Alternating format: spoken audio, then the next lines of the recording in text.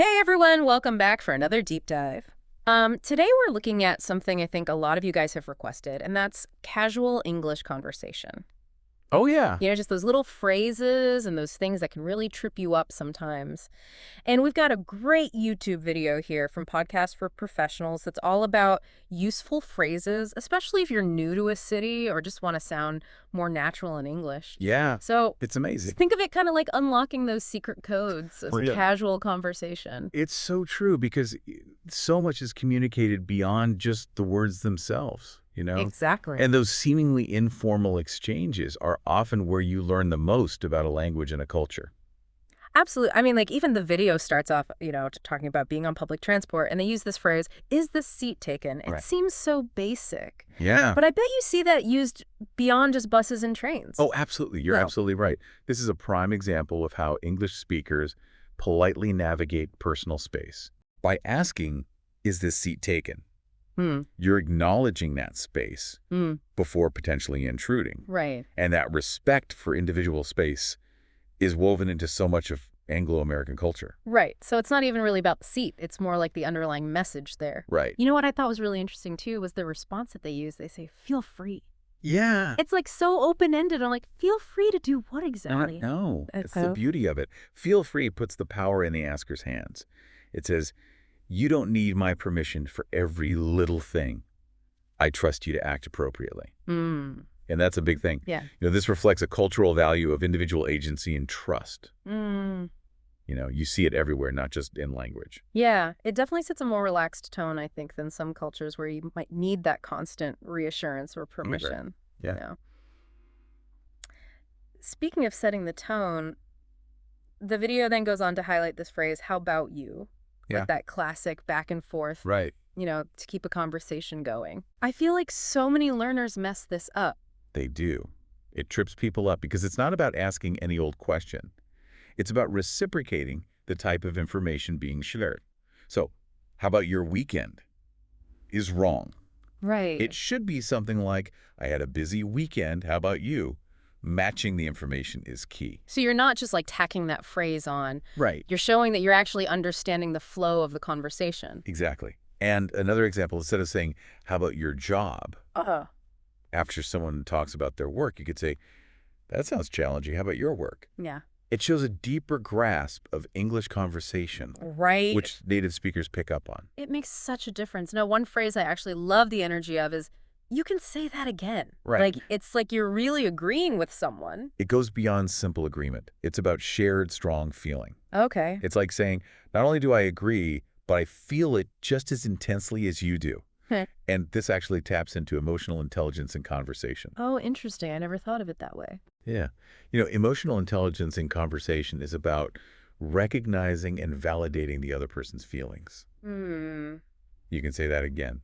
Does that by emphasizing you strongly share their sentiment. It creates a sense of connection. It's like a verbal high five. Yeah, totally. Just emphasizing that shared experience. Right. Okay, I noticed the video also points out this phrase originally from. Yeah. We hear that all the time. All the time. But is there more to it than just stating your birthplace? There is. Originally from, hints at a journey, a change in the speaker's life. Hmm. Sharing where you're originally from can invite further conversation about cultural differences or travel experiences, those things that make us unique. Right. But doesn't that put someone on the spot to share personal details if they don't feel comfortable? That's a great point. It's all about reading the situation and the person you're talking to. Sometimes originally from can be a nice way to go deeper, but you're right. It could also feel intrusive if someone's not ready to share that much. So it's like any tool, Yeah. really powerful when used well. Absolutely. But you have to be mindful of the context. Okay, let's talk about that for sure.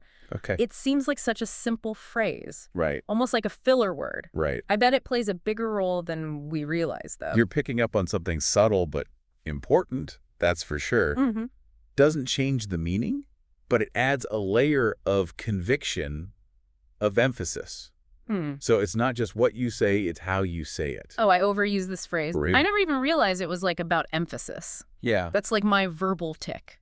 And that connects to a broader communication skill. Even in casual talk, subtle cues convey a lot.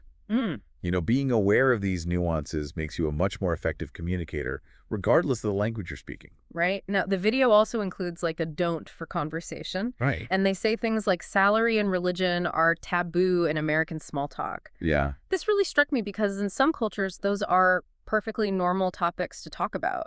Oh, absolutely. And this highlights the importance of cultural awareness. Hmm. What's considered casual in one culture can be offensive in another. Yeah. So before traveling, familiarize yourself with conversational norms. It shows respect and helps you avoid misunderstandings. Yeah, imagine like accidentally bringing up something sensitive that makes someone uncomfortable. Right. Like, how do you even navigate that, especially when you're new to a language or a country? Yeah. What are some like safe topics to stick with? Well, starting with things we've already talked about, good bet. Like weather, hobbies, current events. Yeah. Those are usually pretty safe topics. Right. As you get to know someone better, you can kind of gauge their comfort level with other topics. Hmm. But initially, it's all about building trust and showing respect for those cultural boundaries. Right. It's almost like you're learning those unspoken rules, those subtle things that signal, hey, I'm trying to connect with you in a way that's comfortable for both of us. Absolutely. It's more than just the words themselves, isn't it? Absolutely. Mhm. It is. It's like we often think about language learning as this very structured process, Yeah. vocabulary lists, grammar rules, textbook exercises. Right. But so much of effective communication happens outside the textbook. Totally. It's that difference between knowing the notes on a piano and actually like playing a beautiful melody. Exactly. You need the skill and the artistry, that feel for how it all comes together. Yeah, and that's what I think makes this deep dive so valuable. Hmm. We're not just giving a list of phrases, we're helping you understand how casual English works. Hmm. It's reading between the lines, Mhm. picking up on those subtle cues that signal confidence and connection. It's like cracking a secret code, Yeah. those unspoken rules that native speakers use without even realizing it. Oh, such a great analogy. Mm-hmm. Once you crack that code, it opens up a whole new world. Mhm. You're not just speaking the language, you're speaking the culture. Right. You connect with people on a deeper level, understand their humor, their values. You're not just a visitor anymore. You're a participant. You can like contribute, share your thoughts and experiences in a way that feels genuine. That's the beauty of it. Moving beyond simply understanding to truly inhabiting the language. Yeah. Incredibly empowering, especially for someone learning English as a second language. It's not just learning a new language, it's gaining a new perspective, Mm-hmm. a new way of looking at the world and your place in it. Precisely. Language learning is so much more than just a cognitive exercise. Mm. It's personal growth, Mhm. cultural exploration, expanding your horizons in ways you might never have imagined. So it's not just adding words to your vocabulary, it's adding experiences to your life. Exactly. And those experiences can be incredibly enriching, both personally and professionally. Imagine traveling to a new country and not just ordering food, but engaging in meaningful conversations with locals, understanding their stories, their perspectives. That's what makes travel so transformative, right? Yes. It's not just seeing new places, it's those encounters with new ideas and perspectives that challenge you and broaden your understanding. Absolutely. And I think that's why so many people find language learning addictive. It's not just the language, it's the doors. It opens the connections, it facilitates the Yeah. possibilities it creates. It's like you're getting a key to a whole new world of experiences and opportunities just by being able to speak the language. Precisely. But, this makes me think. Oh, I know that. Look, what's fascinating you now? Well, we've been focusing on the learner, the person navigating casual English. But what about the native speaker? Right. What can they learn from this deep dive? That's interesting. I'm usually so focused on like trying to get the language right Yeah, that I forget there's another side to the coin. absolutely. What are you thinking? We as native English speakers often take our language for granted. Hmm. We use these phrases and idioms without thinking about the nuances they convey. Right. But by examining them through the lens of a language learner, we gain a fresh perspective on our own communication habits. Right. It's like seeing our own language in a new light. Like we're finally noticing those brushstrokes that create the masterpiece. Exactly. Yeah. And that can make us more mindful communicators, more aware of how our words are received, more attuned to those subtle cues that can strengthen or weaken our connections. So this deep dive isn't just for language learners. It's a reminder for all of us to pay closer attention to the art of conversation, to appreciate the power of words, and to strive to be more effective communicators. Precisely. It's about recognizing that even in casual conversations, there's opportunity for connection, for understanding, for growth. And that's something we should never take for granted. Right. It's like the true power of language isn't just in what we say, but in how we say it and in our willingness to truly listen and connect. Absolutely. And, it makes me think, Hold on. Before we spiral down another rabbit hole of fascinating insights, let's give our listener a moment to process all of this. yeah, right. We've covered so much already: the nuances of casual English, the cultural codes embedded in everyday phrases, and even challenged ourselves to be more mindful communicators. You're right. It's been quite a journey. Mm. But the adventure isn't over yet.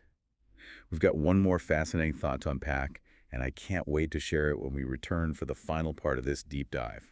Okay, so we're back and ready to wrap up our deep dive on casual English conversation.